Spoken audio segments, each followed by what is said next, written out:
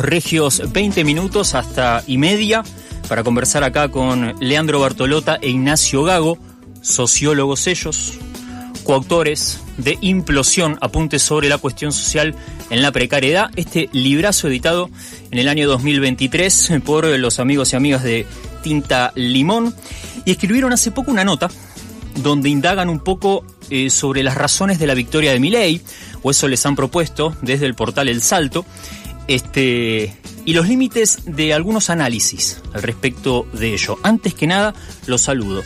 Leandro, Ignacio, ¿cómo están? Gracias por venir. Buenas tardes. Muchas gracias por la invitación, como siempre.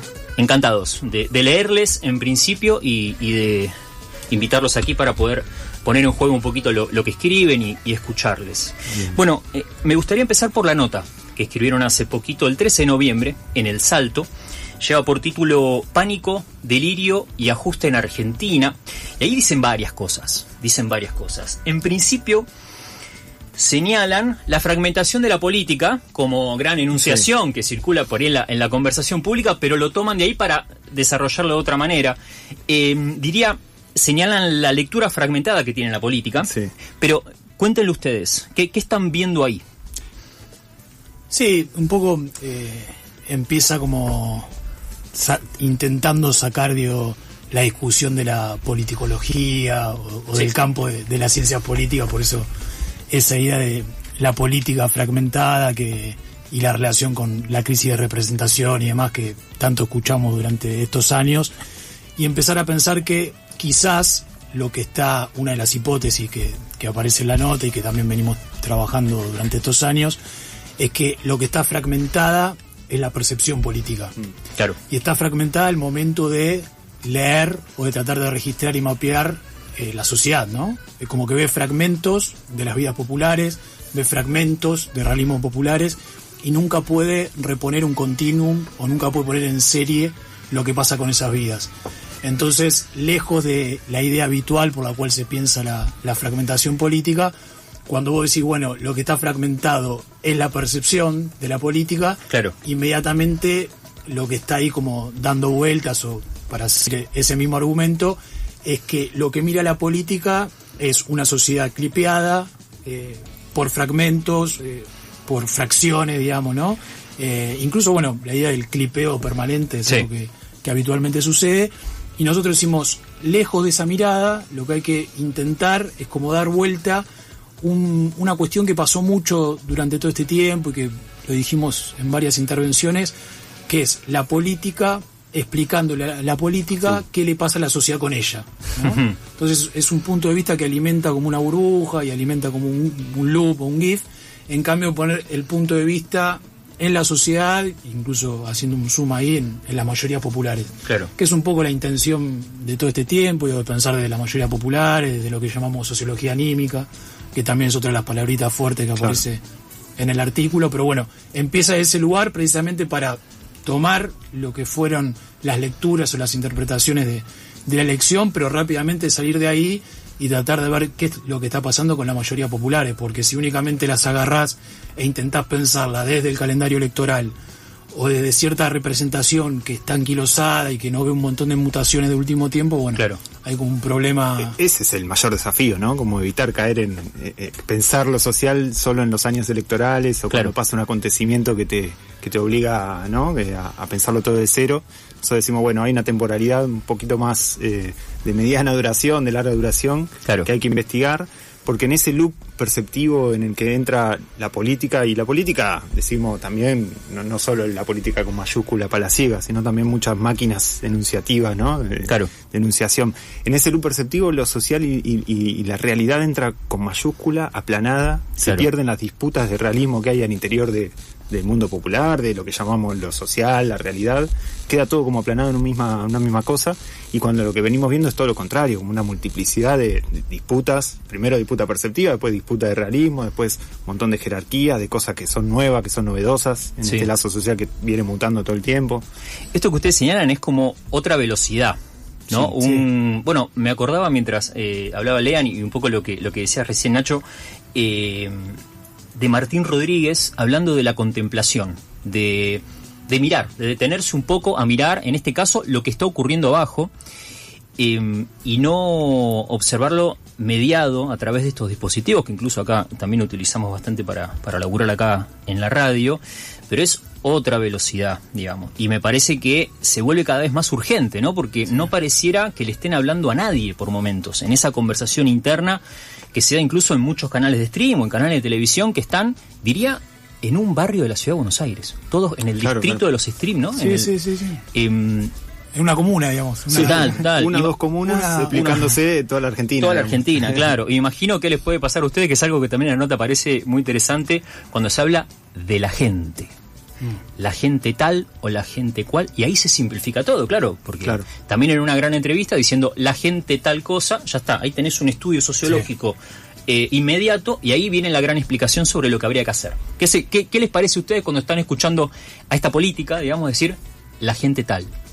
Bueno, es que ahí me parece que hay una cuestión clave, retomando esto que decía de la temporalidad, es que el desafío es tratar de inaugurar un plano perceptivo que pueda ponerle otra temporalidad a lo que precisamente es una sociedad hiperacelerada, hipermovilizada, mutando a un nivel de cansancio de los cuerpos, de una transformación muy profunda, pero no dejarse llevar por esa urgencia, no dejarse llevar por la encuestología, por los clips, no dejarse llevar por el régimen de obviedad, como siempre decimos, sino que intentar como una demora en eso. Y tratar de ver qué pasa, porque, si únicamente se está permanentemente en ese loop, es muy difícil, no solo tratar de pensar lo que sucede en relación de vuelta, porque si no es una cuestión muy autorreferencial de esa percepción política, ¿no? O crisis de representación, nosotros decimos, bueno, antes de crisis de representación hay una crisis de percepción, ahora nos parece que hay que agregarle una crisis de afectación, directamente. Sí. Y después lo que sucede es que cuando se llega tarde, aparece esta especie de determinismo sociológico o de realismo popular. ¿Qué es lo que decía antes Nacho? Cuando vos pasás de no investigar lo que sucede a enunciados cerrados, rotundos, de la gente piensa esto, o el realismo popular piensa de tal manera, te perdés quizás lo más interesante y lo más inquietante de la época, que es ver cómo aumenta la belicosidad, cómo aumenta y se intensifican todas esas disputas al interior de las mayorías populares, que nos parece que es una de las claves para leer el presente, meterse a lo social y meterse a ver todo lo que pasa en términos de la forma de vida, en términos de cómo la modificación de la relación con el trabajo, con los ingresos, con el calendario, con un montón de cuestiones, viene acompañada de eso, de una intensificación de lo social. Claro. Entonces, si todo eso no se lo lee, lo que aparece es o la política explicando todo, de vuelta un poco el chiste del comienzo de esa nota, o la economía explicando todo, y cuando no está ni la política ni la economía y aparece como una especie de relativa calma, todo visto desde ese punto de vista del que venimos hablando, ahí aparece la sociedad. Claro. Y en esos mapas más complejos, que son mapas anímicos, mapas vitales, mapas de fuerzas, digamos, se dibuja la idea de sujeto también, que es lo que nosotros venimos insistiendo. Ojo, a ver, hay minorías intensas, sabemos, hay sujetos, sabemos, más rígidos, pero hay que correrse un cacho de ahí. Nosotros no vemos el sujeto mileísta que hay que salir a investigar, o qué pasó, que el pueblo se volvió a la derecha. Nosotros vemos más otro tipo de mapas que te impiden, digamos, caer en esas afirmaciones, te lo ponen más compleja, claro, porque decimos, bueno, ante una sociedad derechizada y una sociedad cansada, hay que investigar el cansancio. ¿Qué pasa con las agendas de la mayoría populares, que son miles y están en permanente disputa? Total. ¿Qué pasa con la jerarquía que se arman al interior de la precariedad? Es decir, se arma todo un mapa mucho más vivo, un poquito más en movimiento, que no lo podés solo congelar con la idea de sujeto mileísta, sujeto trabajador, todo eso está lleno. Esas cajas que cada vez están más vacías. Exactamente. Escuchan a Ignacio Gago, antes a Leandro Bartolota. Nacho, en esa línea, ustedes señalan algo también en la nota, que es, reclaman una sociología anímica y no anómica. Sí. ¿Qué quiere decir esto? Eso es para esquivar un poco la idea de esta anomia muy clásica, ¿no? En la sociología y en cierta lectura política también, de ver caos por todos lados, ver algo a ordenar, de ver algo a reparar, algo a reponer, algo a arreglar, y ver quilombo y caos por todos lados. Nosotros nos corremos un poco de esa antinomia, y más que caos o más que quilombo en ese sentido, lo que vemos es una disputa por la tranquilidad, producto de la vida en la precariedad, de entender la precariedad de manera profunda, de una precariedad con acento argentino, que viene de lejos, que tiene mil matices y diferencias adentro de ese campo de juego que es lo social precario, digamos. Y decimos, bueno, hay que pensar bien lo anímico y la tranquilidad.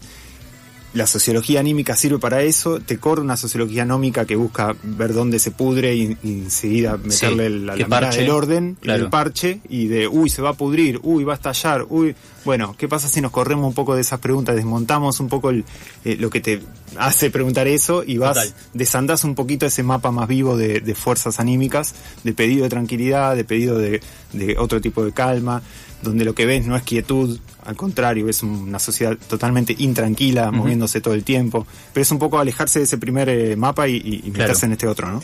Es que, sí, perdón, ahí cuando vos salís de la idea clásica de anomia, de disolución del lazo social, y decís, bueno, en cambio de disolución del lazo social, lo que hay es intensificación de lo social y de lo social implosionando, inmediatamente te lleva a pensar el cansancio. Claro.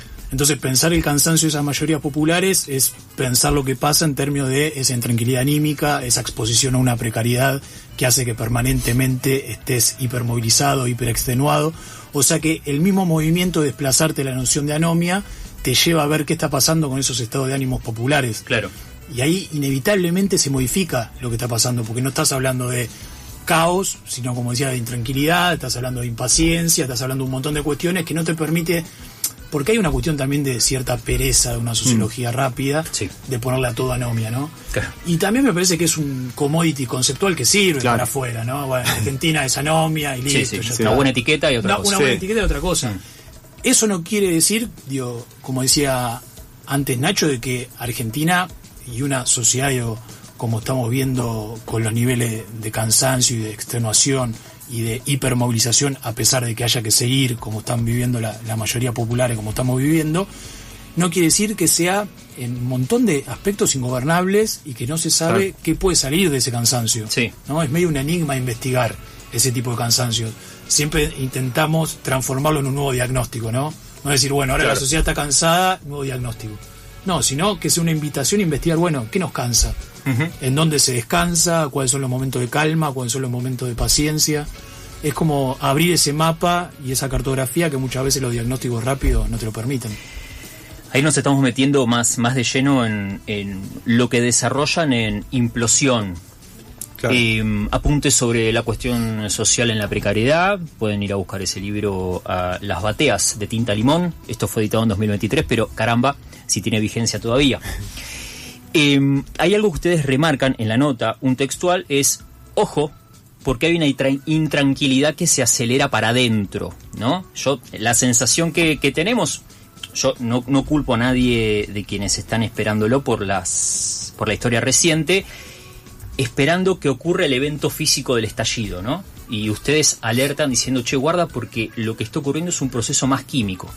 Esto que leí en el libro, lo subrayé y lo repito en cada asado que puedo, porque me parece un hallazgo espectacular. ¿Pueden desarrollar un poco esta idea? De, guarda que no van a ver el saqueo al chino por ahí inmediatamente, sino que es algo que está pasando, un poco lo señalaban, ¿no? Pero ¿podemos avanzar un poquito por ahí? O si viene el saqueo al chino, va a venir con una carga implosiva, que es lo que está sucediendo mientras, durante, digamos, no es cuestión de secuenciarlo, ¿no? De decir, bueno, hay implosión como una instancia previa al estallido, o hay implosión porque no hay estallido, como alejarnos de esa especie de cuadro de doble entrada que se arma, ¿no? Que es o implosión o estallido.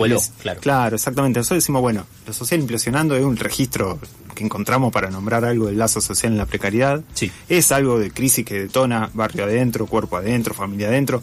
Las tasas, indicadores, entre comillas, que podemos encontrar de eso son enormes, están por ahí, está todo muy espeso, sabemos que hay violencias inquietantes por todos lados, lo sabemos más en estas etapas del año, todo eso alimenta como esta imagen de crisis detonando cuerpo adentro.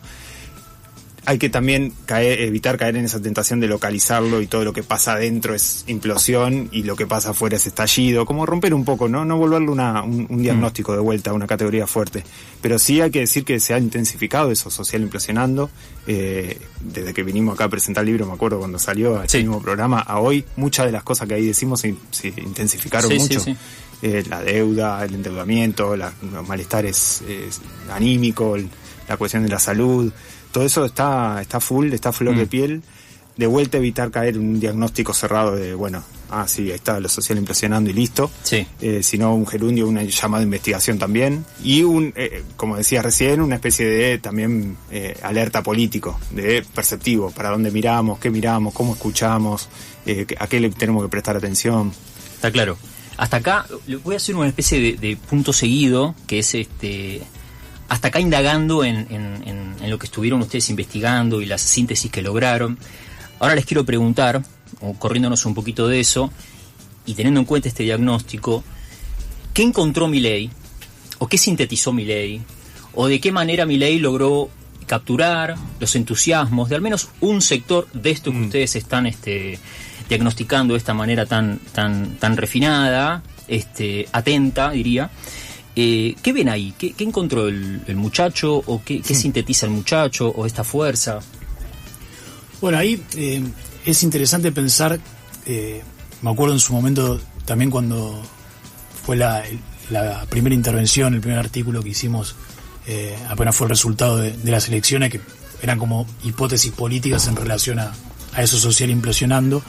Decíamos que se daba algo que iba a tener efectos trágicos, que era que coincidía justo el calendario electoral con un nivel de un calendario de cansancio de la mayoría popular es total, que era justo ese cruce, y que en ese sentido era un garrón que suceda eso, claro, porque era el peor momento para que se dé una elección, claro, por ese nivel de extenuación con el que se venía, de un ajuste que no comenzó ahora está en su etapa y en su fase criminal, como decimos, pero que tiene sus comienzos hace muchos años y que no se lo fue pensando.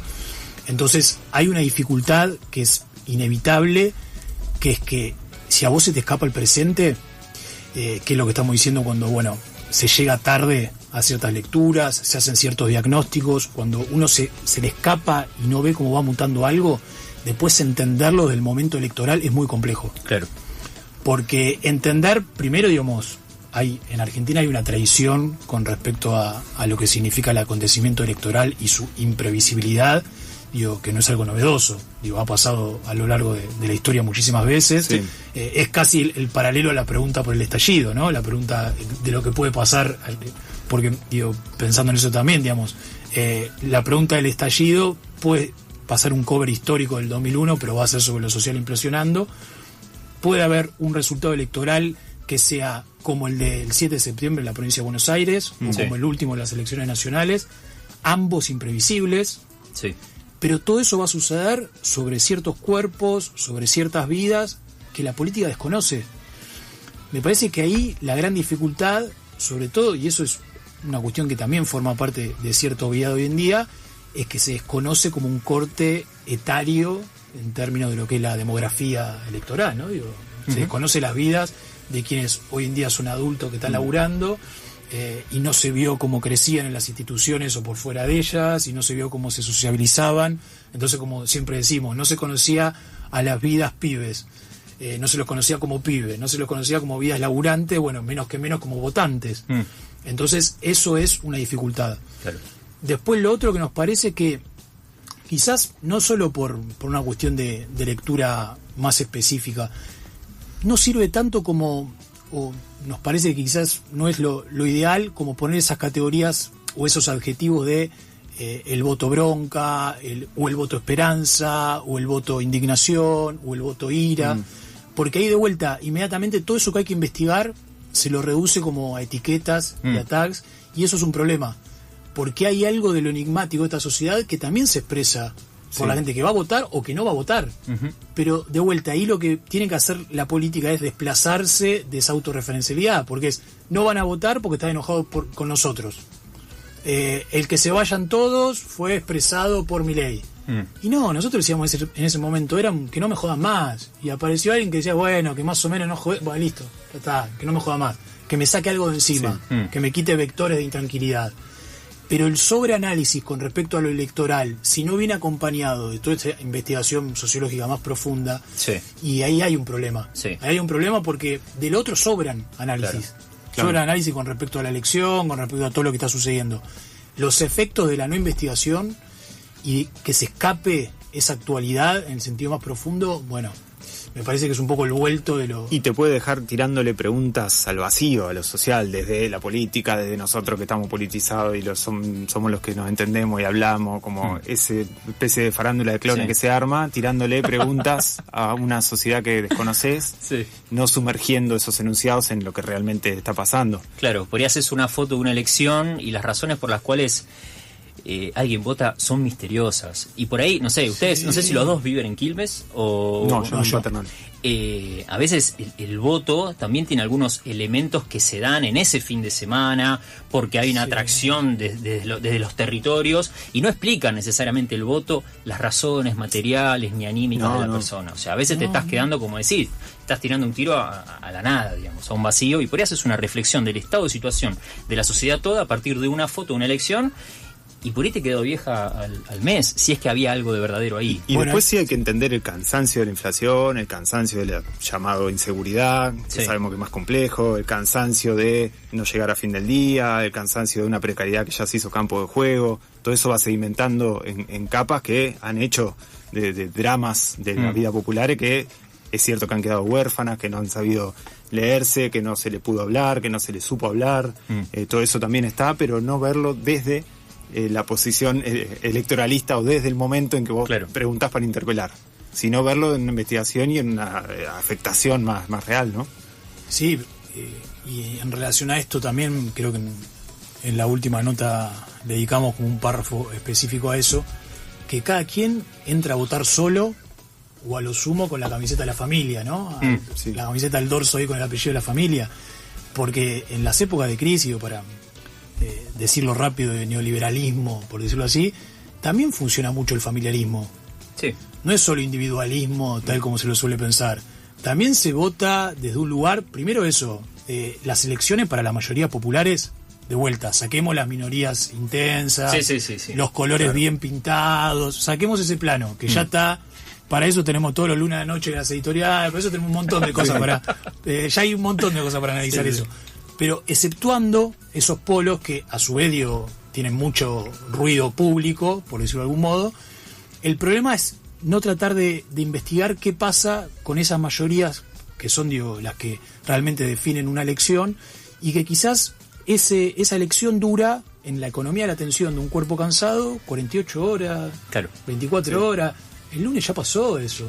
Y creer que de los resultados de eso se hace una identidad mileísta o nace un sujeto mileísta es un peligro, porque las hipótesis que vos haces, así como una de las hipótesis que lo decías al comienzo fue que Milei sale es efecto del panelismo televisivo o de los streaming. Bueno, entonces ahora todo el mundo tiene que ser panelista, todo el mundo tiene que ser streaming, va a ser el próximo presidente ahí. Es un absurdo, digamos, ese tipo de lógica. O sea que no son inofensivas las hipótesis políticas o las lecturas. Lo peor que se puede hacer es empezar y terminar un análisis en la elección. El calendario electoral cada vez más, incluso eso para nosotros es algo que se va a profundizar, es un momento, un día, unas horas, un trámite, me animaría a decir, en las vidas populares. Una foto de queda vieja. Claro. Total. Leandro, Ignacio, no tenemos más tiempo. Muchas gracias. Gracias a vos por la invitación. Una conversación en el ritmo y en la velocidad en la que los sociólogos estudian, ¿eh? Me viene bien. Aparte frenamos acá en la radio que viene a otra velocidad. Loco, muchas gracias. Gracias a vos. Leandro e Ignacio pasaron por Algo con R. Leandro Bartolota e Ignacio Gago, para quienes no lo conocen. Sociólogos ellos, 19 horas 34 minutos. Seguinos en las redes.